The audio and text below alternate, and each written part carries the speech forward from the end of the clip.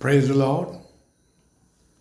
इन दिनों हम डिस्कस कर रहे थे जेनेसिस चैप्टर 3 का 15 का अनुसार जो भी परमेश्वर ने प्रॉमिस किया था शैतान को सिर को पुरने का बातें, और उसी से जीनियोलॉजी शुरू हुआ। ये बातें डिस्कस कर रहा था। हम ओमेन का जीनियोलॉजी देख रहे थे। जीनियोलॉजी ऑफ द सीड में सब मर्द का जीनियोलॉजी होता है, और इसमें 5 औरत का नाम है। Genealogy of Jesus, genealogy of the seed. और जो मैथ्यू चैप्टर 1 में है उसमें 5 औरत का नाम दिखाई देता है। पहला हो गया तमर, दूसरा राहब, और तीसरा रूट, चौथा उरिया का पत्नी बादशेवा, नाम दिया नहीं है, उरिया का पत्नी बोल के लिखा हुआ है, वो बादशेवा है। और पांचवा मैरी। हम तमर और राहब का बारे में डिस्कस कर रहे थे। आज तीसरा व्यक्ति रूट का बारे में हम डिस्कस करेंगे। रूट तो तमर का बारे में हम डिस्कस कर चुका था। तो तमर जनरेशन को आगे ले जाने के लिए सोचने वाला औरत थी, और उसको जो रिडीमर जुदा ने रिडीम नहीं कर दिया था। उसका रिडीमर का रूप में हस्बैंड मरने का बाद उसका छोटा भाई को जुदा ने दिया, वो मर गया। और उसका बाद थर्ड बेटा को सेला को देगा बोलने राहब को तमर को प्रॉमिस किया, तो वो तमर को नहीं दिया। तो तमर ने वंश को आगे ले जाने के लिए फिर अपना फादर इन लॉ से ही बेसा का रूप धारण करके बीज को आगे लेके गया। तो प्रभु इसको चुना।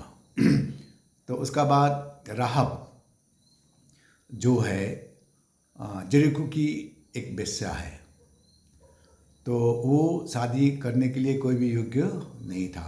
जेरिको में सारा लोग उसको रिजेक्टेड था, यानी कि कोई भी जेरिको का लोग उसको पसंद नहीं करता था। शादी के लिए वो योग्य नहीं था, रिजेक्टेड था, तो वो वेश्या के लिए ही काबिल था।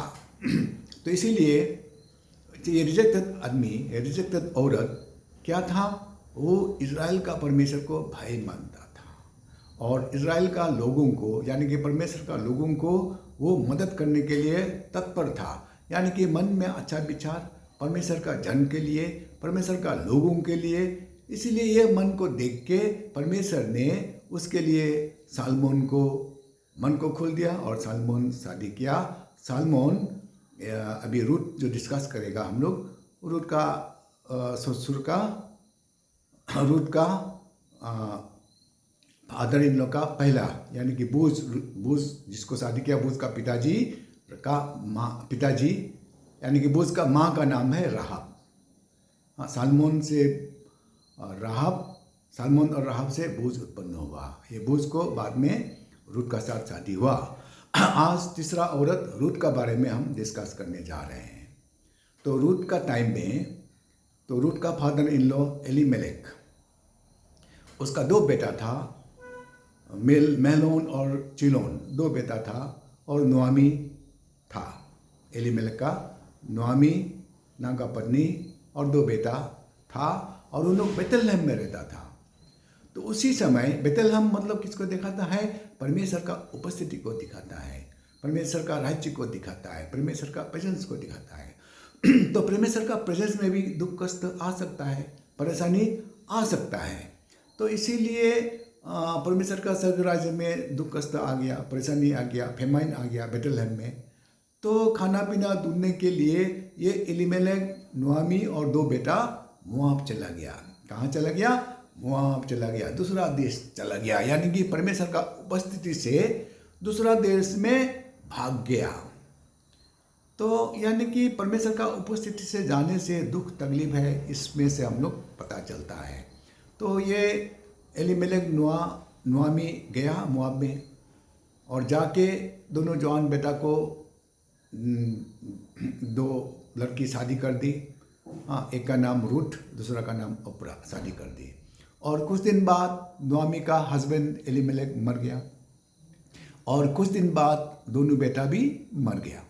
तो अभी रहा कौन? सिर्फ दोनों यंग बुआरी और नोआमी। बुरी है और दो जवान लड़की है।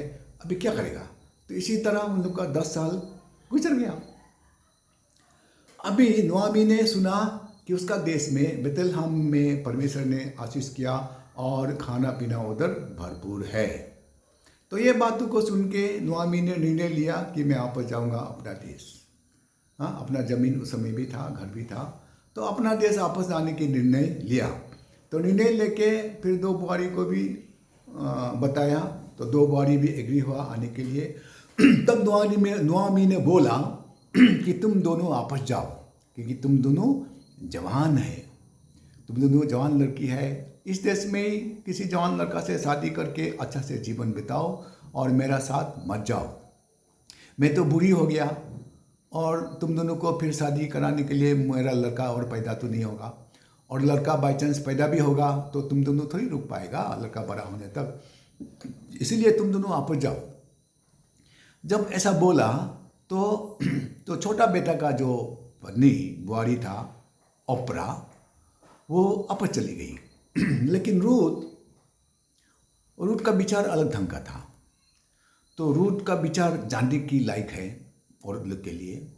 तो रूथ ने सोचा अभी ये बूढ़ी का कोई भी नहीं है, बेटा भी नहीं है, हस्बैंड भी नहीं है, कोई भी नहीं है, उसको संभालना किसको पड़ेगा? हमको ही करना पड़ेगा। हम तो इसका घर में आया तो ये तो मेरा माँ ही हो गया, तो इसका माँ का रूप में मुझे उसको संभालना पड़ेगा। तो ये बूढ़ी जब तक नहीं मरता है तो मुझे ही संभालना पड़ेगा, ये जिम्मेदारी हमको उठाना ही पड़ेगा।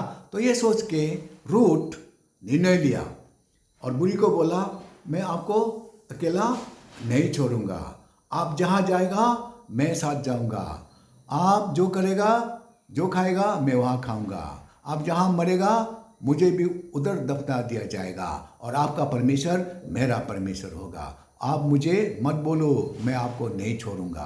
तो ऐसा निर्णय लिया।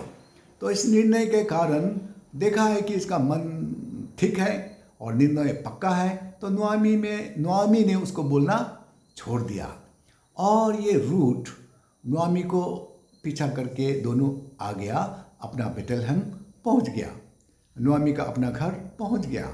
तो उसी समय धान काटने का यानी कि गेहूँ काटने का समय था, बार्ली गेहूँ वो उसका काटने का समय था। नोआमी उधर पहुंच गया।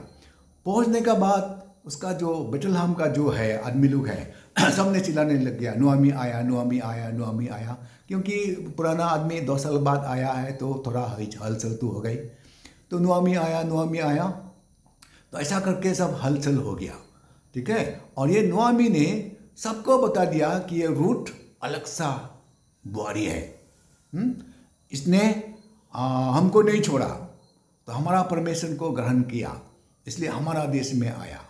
तो अपना वो नियम कानून छोड़ के, अपना परमेश्वर को छोड़ के हमारा परमेश्वर का अंदर में आया है, और ये बहुत अच्छा लड़की है।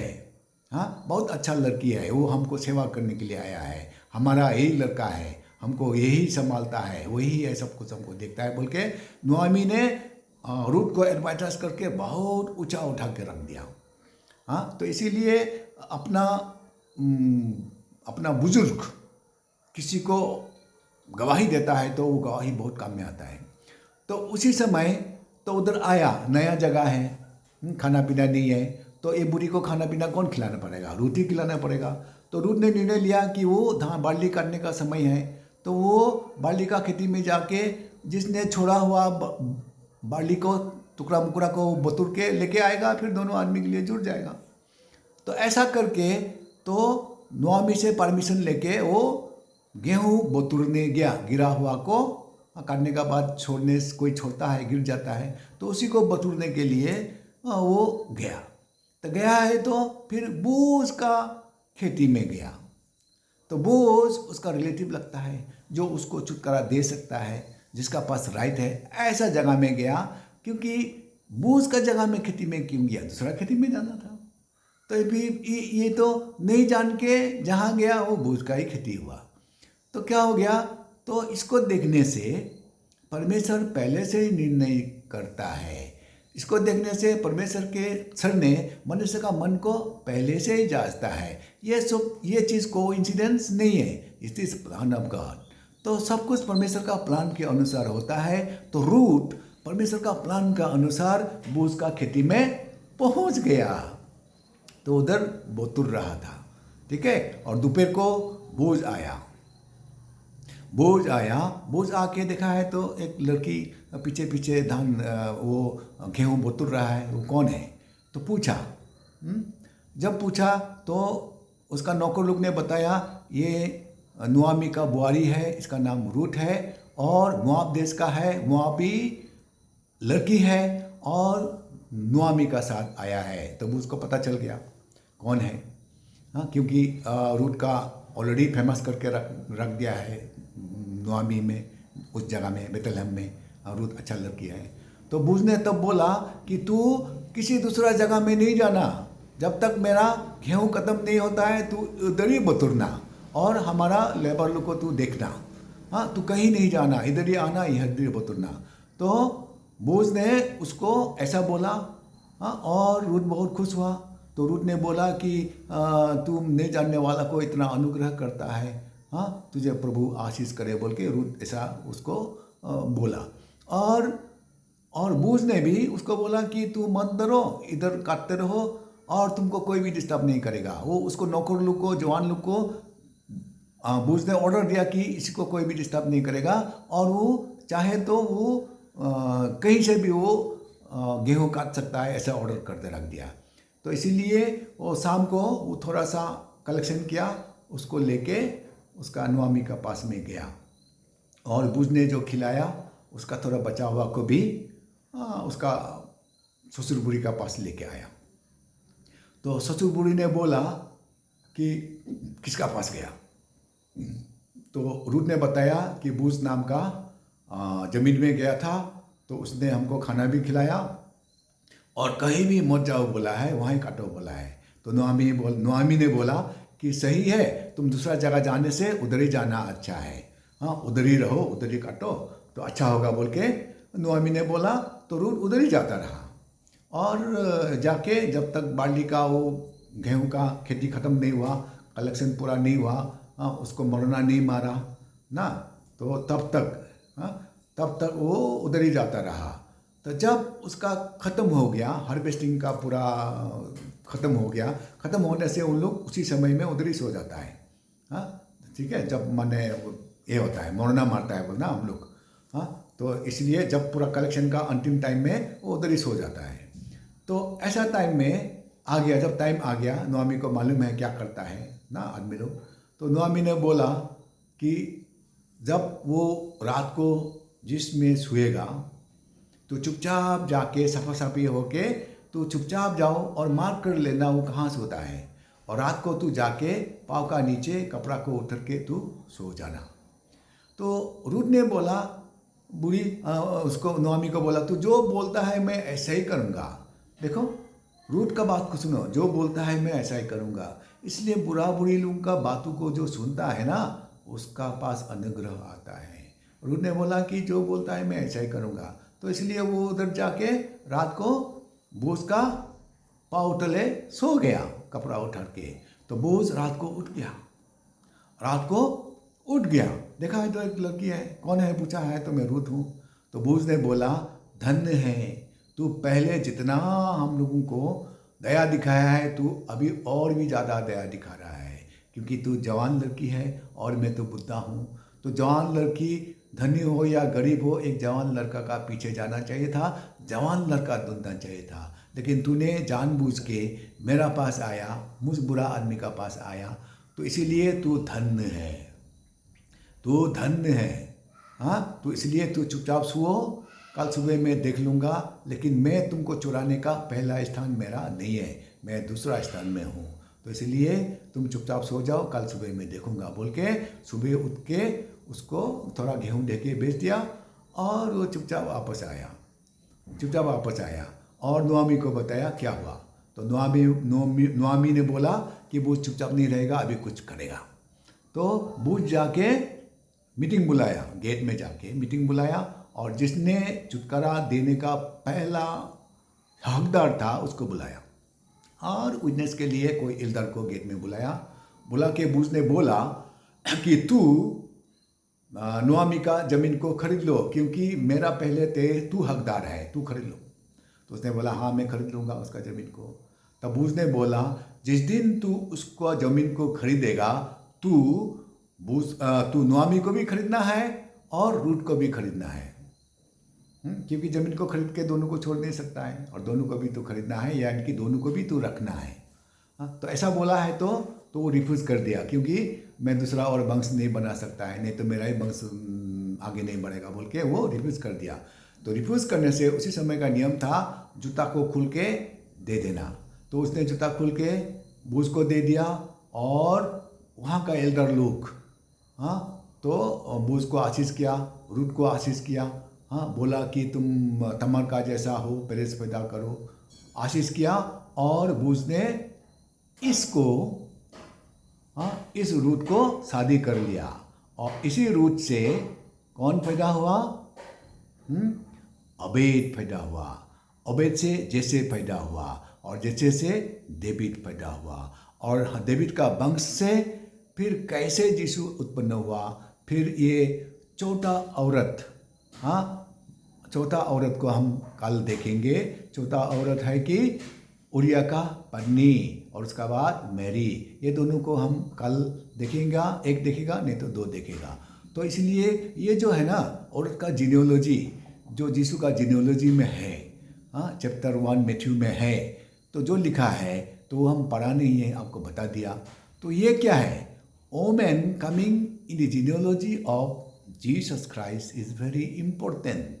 These are very important women, and we have to learn many things from these women. बहुत सारा बातें हैं, ठीक है, बहुत सारा बातें हैं रूट का जीवन से और लोग को सीखने के लिए। शादी हो गया तो जिस घर में गया वही तुम्हारा सब कुछ है। और शादी क्या है तो तुमको वापस नहीं जाना है अपना घर किसी भी हालत। तो जिस घर में गया उसका ससुर ससुर ही तेरा माँ पिताजी हो गया, और उन लोग को सेवा करो तुम्हें आशीष मिलेगा। तो इसी तरह रूट का जो मन बहुत अच्छा था ना, इसलिए परमेश्वर ने उसको चुना। हलाल की वो माँ है, फिर भी उसको योग्य समझा गया कि सीट को आगे ले जाने के लिए। और इसी तरह इस बातों से परमेश्वर ने शैतान को भी कंफ्यूज किया, क्योंकि शैतान अभी हम देखा ना कि शैतान इतना दिनों में लोकेट करने नहीं सका, पिन पॉइंट करने नहीं सका कि कौन सा औरत से ये सिद्ध उसको सिर फूटने वाला का सिद्ध बाईपास हो रहा है। ठीक है, परमेश्वर ने इधर से उधर कहानी बदल के फिर दूसरा जाति का बीच में से होते हुए क्या होगा, अपना सिर को आगे ले जा रहा है, जो उसका शैतान को सिर को फोड़ेगा। और शैतान कंफ्यूज होते ही जा रहा है, तो इसलिए आगे भी और कंफ्यूज होगा। तो परमेश्वर इसी तरह इधर उधर करते हुए आगे लेके जा रहा है, क्योंकि परमेश्वर होता है और शैतान होता है, और शैतान का बुद्धि परमेश्वर का बुद्धि का सामने में कुछ भी नहीं है। तो इसलिए शैतान को हम लोग डरना नहीं है, परमेश्वर को हम लोग समर्पण करेगा, परमेश्वर को हम लोग विश्वास करेगा, भरोसा करेगा, तो परमेश्वर हमको बहुत बुद्धि देगा।